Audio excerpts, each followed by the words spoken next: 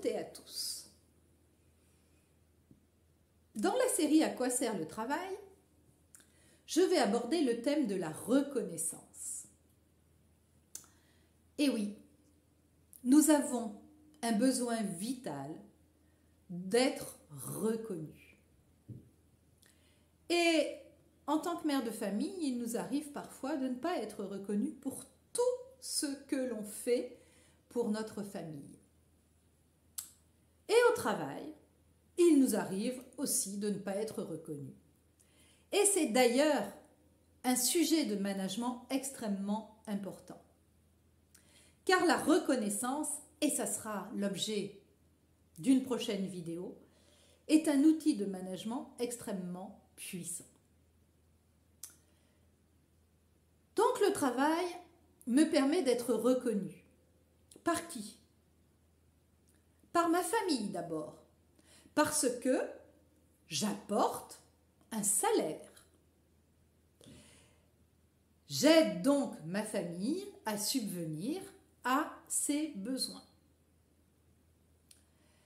Par mes amis qui se disent « Ah oui, elle travaille dans ci, dans ça, machin. » Et alors, si vous avez la chance de travailler dans une entreprise qui a une très belle image, par exemple, lorsque je disais que j'intervenais chez Givenchy, on me disait « Waouh, dis donc, tu dois être vraiment bonne pour être chez Givenchy. » Par contre, quand je disais je travaille pour Expas, qui est une petite société d'événementiel, ça parlait à personne.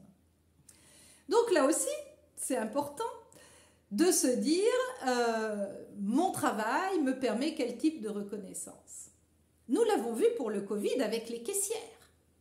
Les caissières, d'un seul coup, ont été promues personnages hyper importants de la vie puisqu'elles étaient utiles.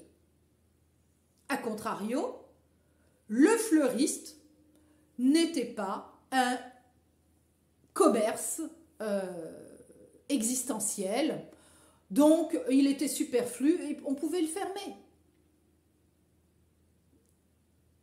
C'est très important de se dire que pensons-nous de notre travail? Comment nous sommes reconnus par notre travail? Comment est-ce que nous sommes perçus à l'intérieur de l'entreprise? Ça aussi, c'est important. Où êtes-vous reconnu? Je vais vous donner un exemple. Je crois qu'il s'appelait Rocher. Bref, à un moment, ce monsieur a été le PDG, le patron du club de foot de la SSE, la S Saint-Étienne, au moment de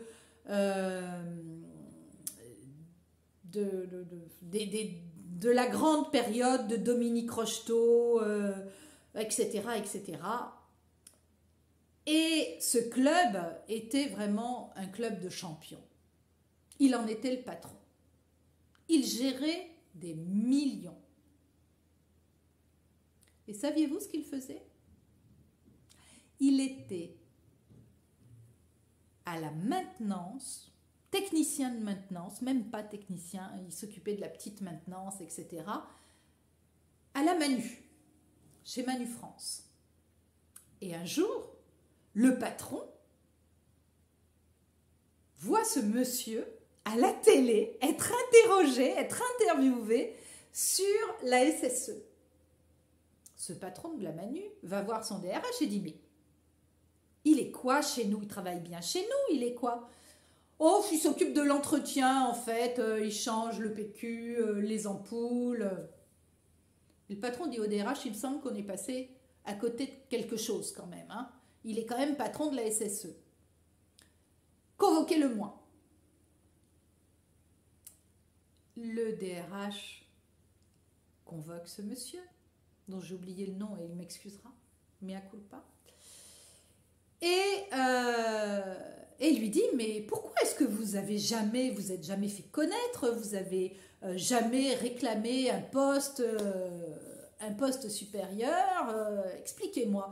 Oh, il dit, vous savez, hein, le foot, c'est qu'une passade. Hein. J'ai déjà suffisamment d'emmerdes avec le club pour pas m'emmerder dans l'entreprise. Voilà comment une entreprise perd des compétences.